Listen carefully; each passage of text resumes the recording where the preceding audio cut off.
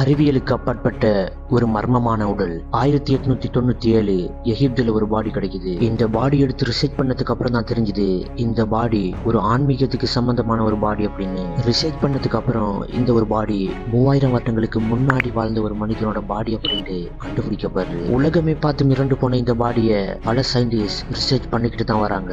எந்த ஒரு கெமிக்கலும் யூஸ் பண்ணாம இன்று வரைக்கும் அழுகாம இருக்கிற இந்த ஒரு பாடியை பத்தி புனித அல் குர்ஆனை தவிர எந்த ஒரு இடத்துலயும் தெளிவா சொல்லப்படவே இல்லை. அல் குர்ஆன்ல சொல்லப்படுற இந்த ஒரு பாடி ஃபிரௌன் அப்படிங்கிற ஒரு கொடுங்கோல் மன்னனுடைய பாடி அப்படின்னும், அவனை நாங்க தான் அழிச்சோம் அப்படின்னும், இன்று வரைக்கும் நாங்க தான் அதை பாதுகாத்துக்கிட்டு இருக்கோம் அப்படின்னும், இதை பத்தி பல விஷயங்கள் அல் குர்ஆன் சொல்லிக்கிட்டு தான் இருக்கு. இதுவரைக்கும் அழுகாமைக்கிற இந்த ஒரு பாடியை பத்தி அல்லாஹ் அல் குர்ஆன்ல சொல்றான், இந்த ஒரு பாடியை இதுவரைக்கும் நாங்க தான் பாதுகாத்துக்கிட்டு இருக்கோம். இந்த ஒரு பாடி உலகம் அழியும் வர கொஞ்சம் கொஞ்சமா அழுகிக்கிட்டே இருக்கும் அப்படின்னு குர்ஆன்ல அல்லாஹ் சொல்றான். அல் குர்ஆன் சொன்ன மாதிரி இன்று வரைக்கும் அந்த பாடி கொஞ்சம் கொஞ்சமா அழுகிக்கிட்டு தான் வருது.